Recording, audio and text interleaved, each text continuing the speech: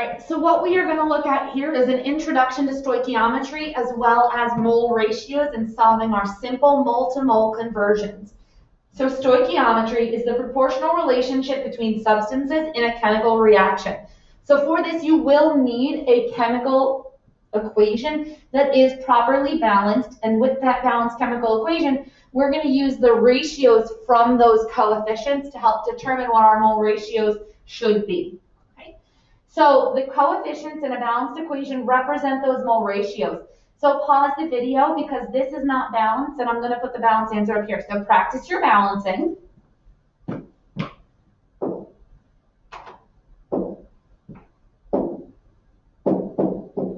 Okay. So now you can see that we have 4 aluminums in the reactants, 4 aluminums in the products, 6 oxygens in the reactants, and 6 oxygens in the products. These numbers in the front, the 4, the 2, the 4, and the 3, those represent the mole ratios, and that's what we're going to use to determine how much we need to get from one compound to another compound in our chemical reaction.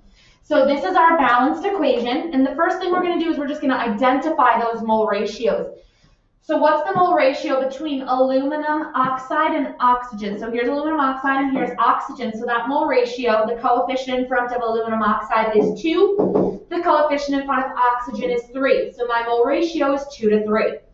Between aluminum oxide and aluminum. So I have a 2 in front of aluminum oxide and a 4 in front of aluminum. You can write it like this, or you can reduce it as a 1 to 2 ratio. It doesn't matter. And then the ratio between aluminum and oxygen. There's a 4 in front of aluminum and there's a 3 in front of oxygen. So those represent my mole ratios. For a mole ratio, you're using the coefficients. So the mole ratio, you use the coefficients from the balanced equation. So we're using the coefficients from the balanced equation.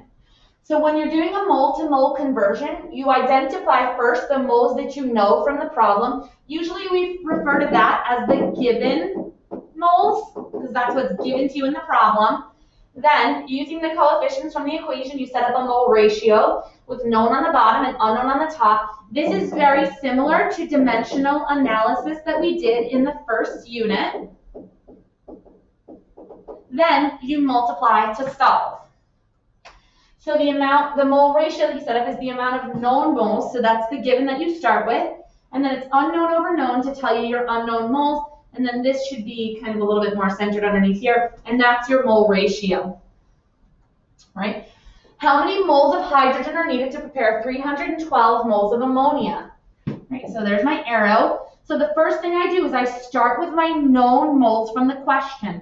I'm given 312 moles of ammonia. So I start with 312 moles. Ammonia is NH3. So I have 312 moles of NH3. Now, in order for NH3 to cancel out what's on the top, I need to automatically pull this unit from the top to the bottom. So I have moles of NH3 on the bottom. So I have what I'm given, or my known moles from the question. You start up here, and then you automatically bring that quantity down. What you are looking for goes on top. We are looking for hydrogen. Moles of hydrogen we don't know. From the balanced equation, there is a 3 in front of hydrogen. There is a 2 in front of ammonia. This is my mole ratio. Remember, the mole ratio comes from the coefficients in the balanced equation. Then we check that my units cancel. Moles of NH3 cancel with moles of NH3. What I have on top here, moles of H2, is what I'm left with. So my units are going to cancel. On top, we have 312 times 3. That works out to be 936 divided by 2. So when we divide that by 2, you get 468 moles of H2. Just to go back here, you start with your known moles on top. Known moles comes to the bottom. Unknown, or what you're looking for, is on top. That's what we did. You can always know if you set these up correctly because this unit, moles of NH3 on top, has to cancel with the unit, moles of NH3 on the bottom. What you're looking for in the question, in this case moles of H2, is the unit that we have circled at the top of our equation. So let's try another one. How many moles of aluminum will be produced from the decomposition of 13 moles of Al2O3?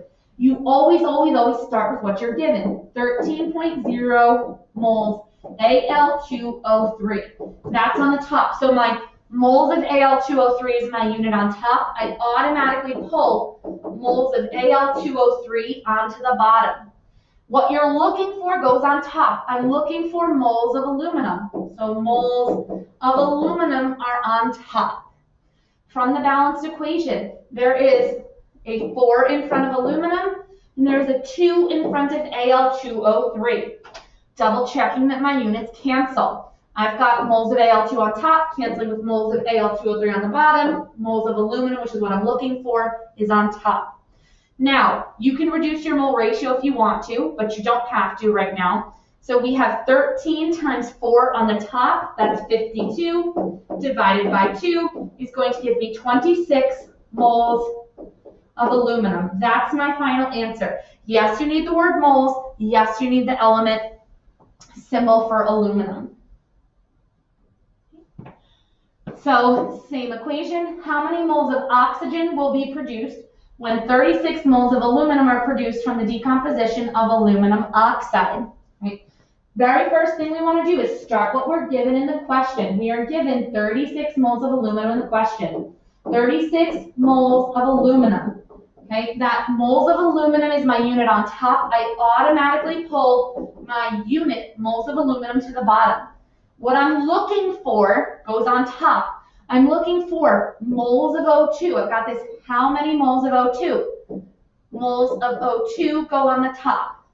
From my balanced equation, there's a 3 in front of O2. There's a 4 in front of Al. To double check, moles of Al cancel. Moles of O2, which is what I'm looking for, is what I have left on the top. 36 times 3 is 108 divided by 4 gives me 27 moles of O2. To check and to practice, please rewatch this video to help you understand how to solve for your mole ratios.